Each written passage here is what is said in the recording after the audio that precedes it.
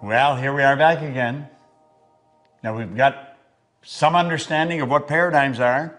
We know that if you know how to get to where you're going, you're probably going in the wrong direction. You're not going after what you want. See, the beautiful thing about goals is that it's a forever, never-ending experience. You're going on a journey. You're always going where you've never been.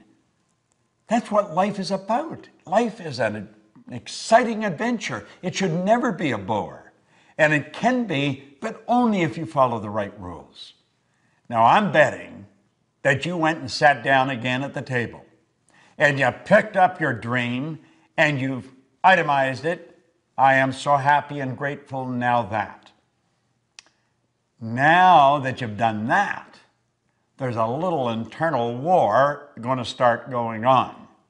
Because you see, the paradigm is there in your subconscious mind. It controls your vibration, therefore it controls your actions.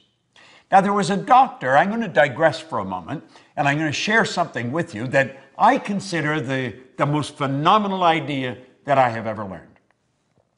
I had been studying this material for a good 9 years, trying to figure out, why was I winning? I was winning, but I didn't know why. And you know something? Most people that are winning don't know why. Then I was what you call an unconscious competent. I was competent, but I didn't know why I was. I was winning, but I didn't know why. Therefore, I had something that was non-transferable.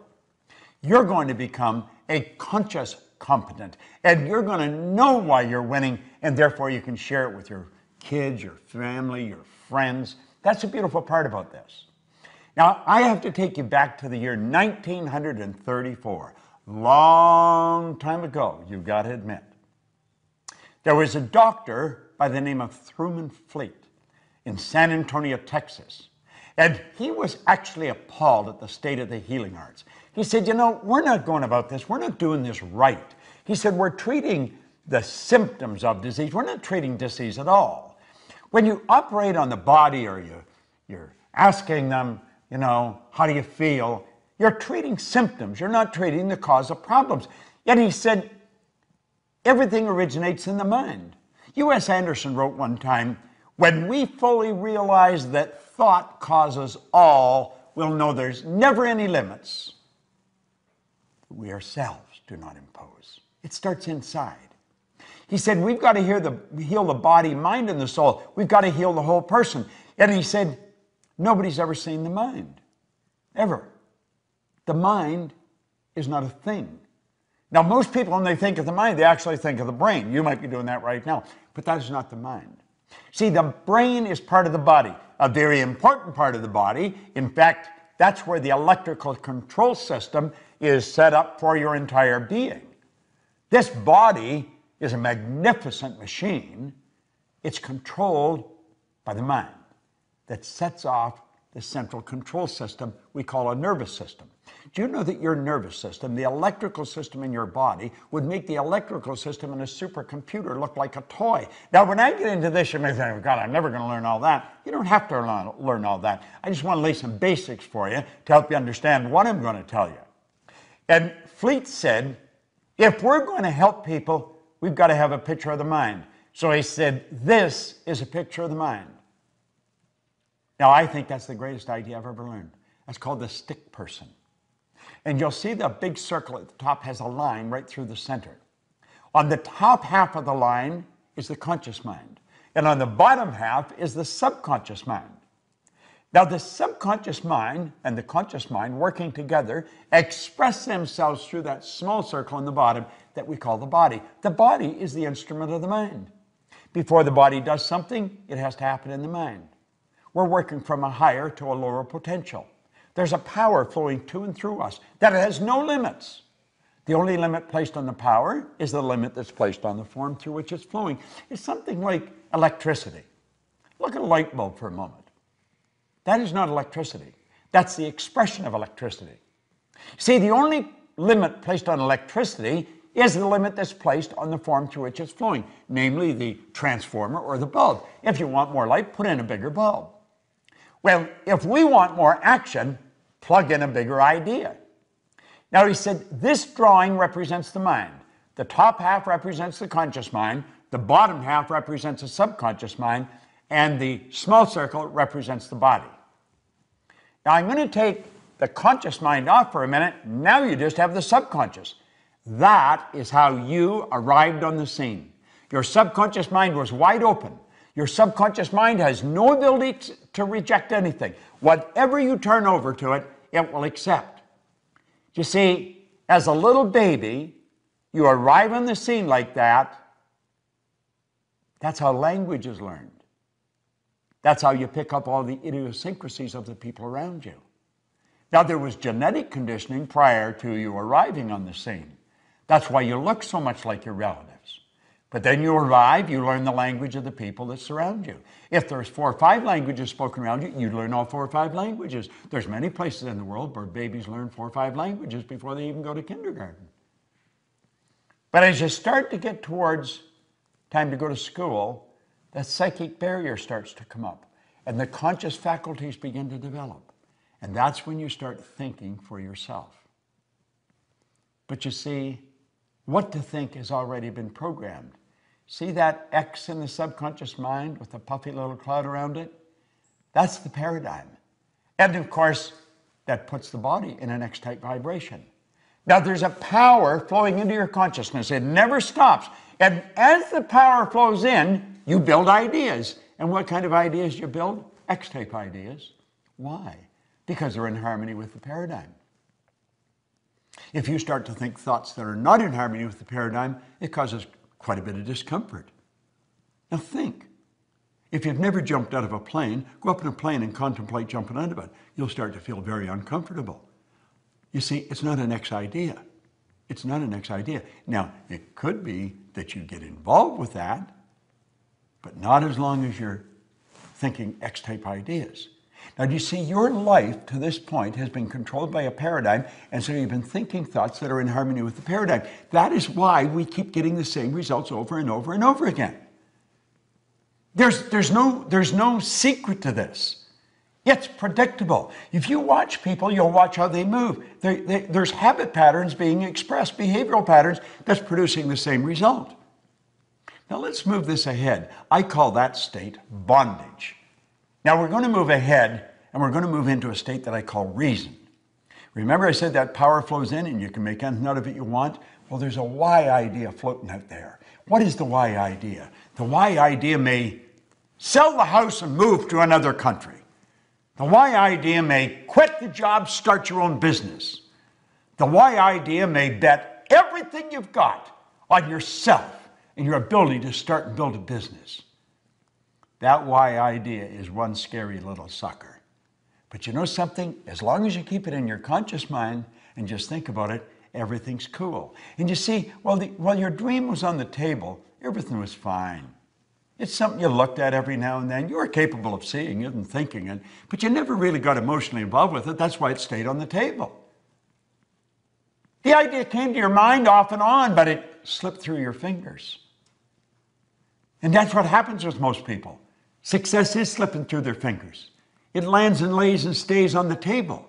What we want to do is turn that idea over to that power inside.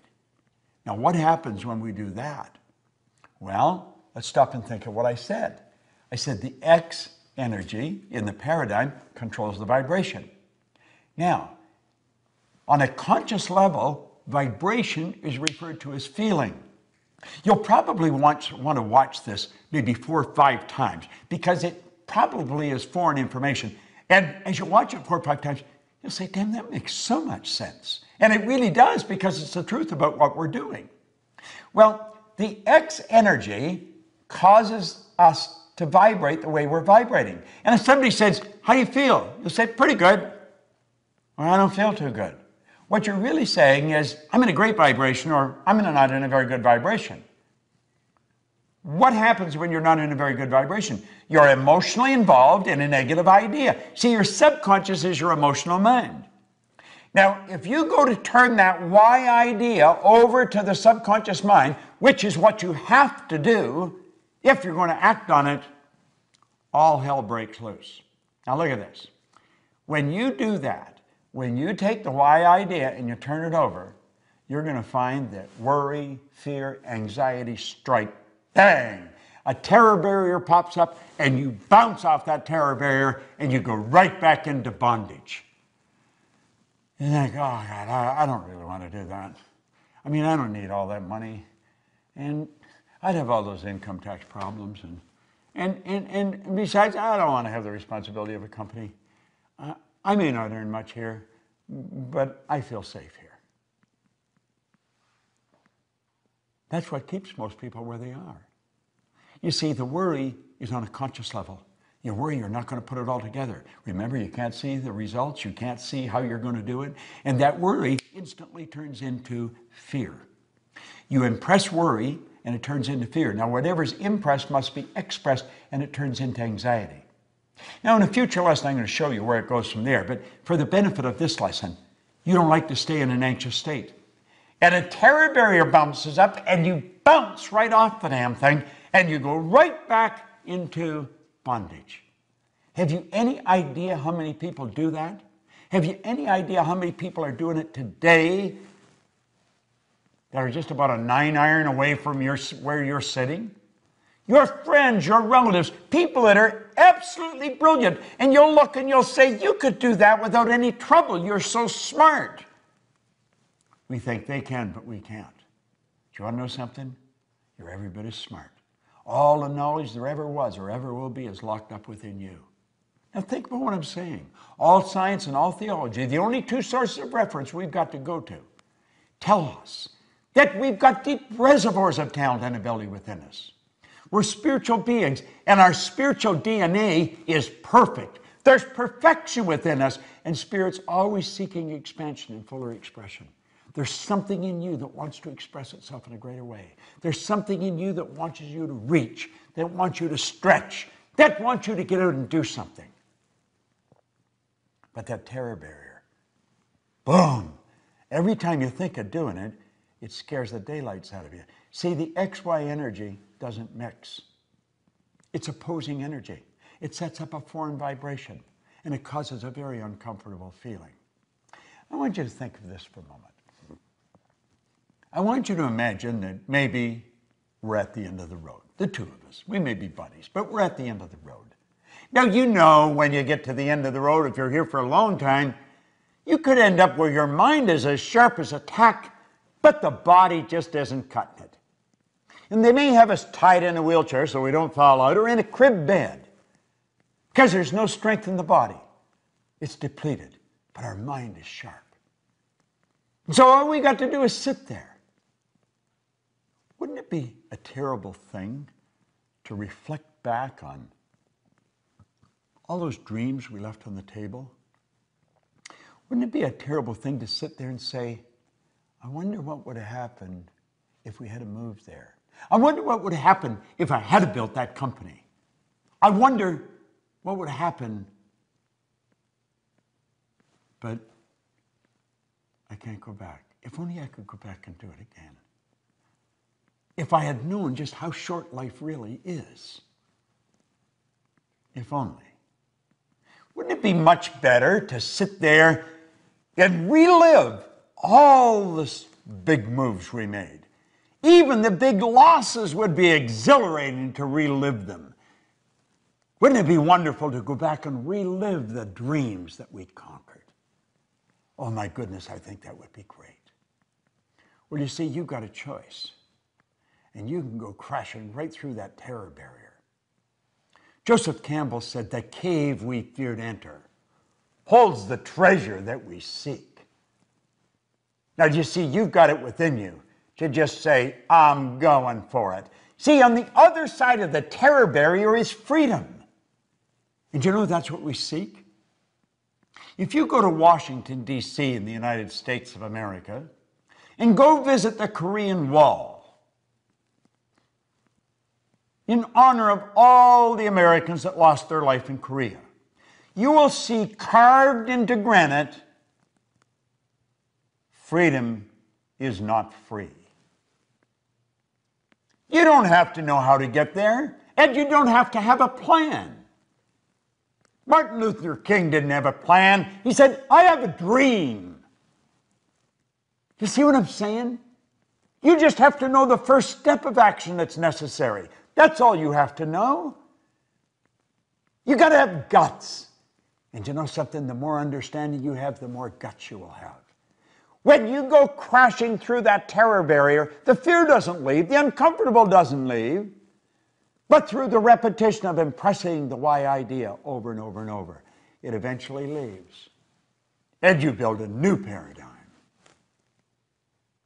And then you start the same journey over, but you're starting it from a different place.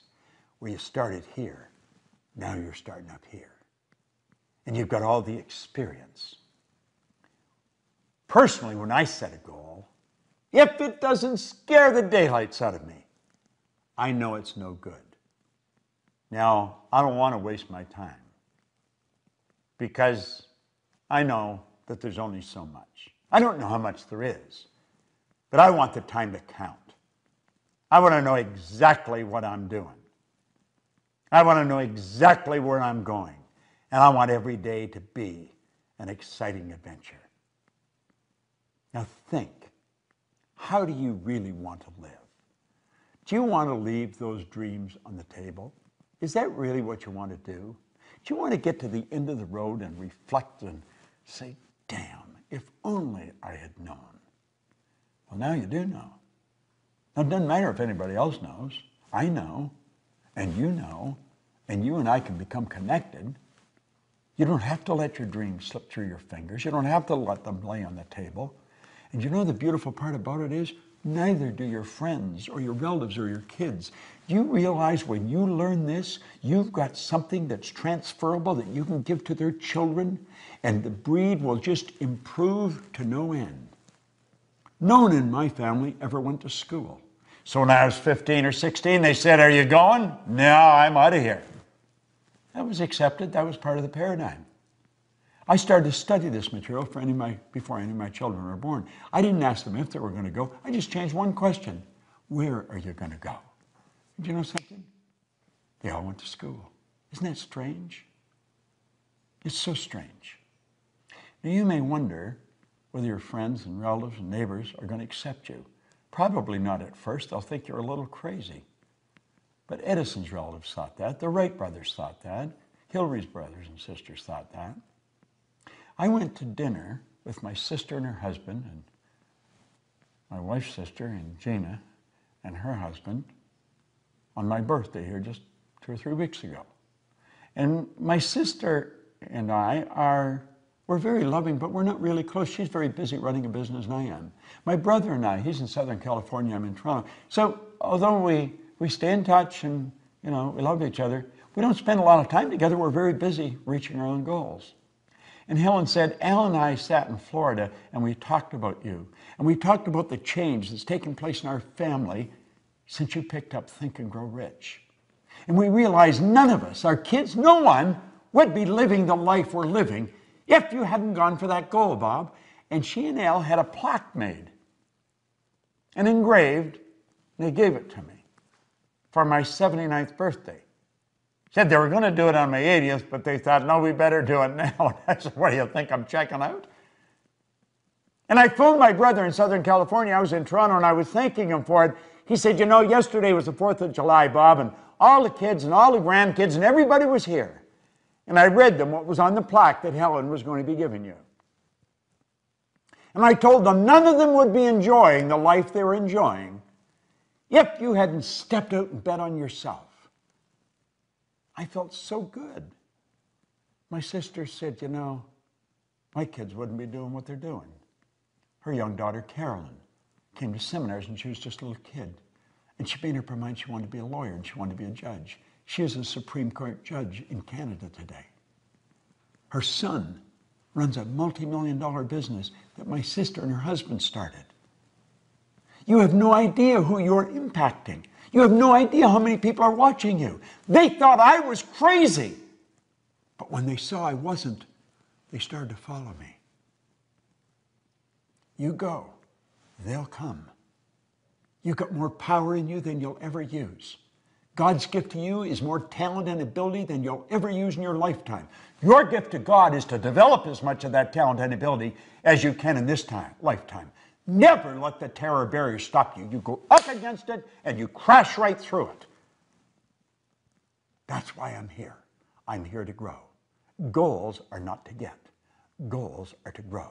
The getting is just a side benefit. And remember, everything you own at the time of your death is going to belong to somebody else. You never own it, so don't ever let it own you. But don't sit back. Step out. Bet on yourself. Build that dream and go for it. Now you watch this. You watch this video. You watch all these videos you've received. You get very involved in this program that we're laying out. And you will come up with results that stick, and so will your brothers and sisters and family and friends, because they're watching you. I'll support you. The Proctor Gallagher Institute is here for one person, to help people do what we've done.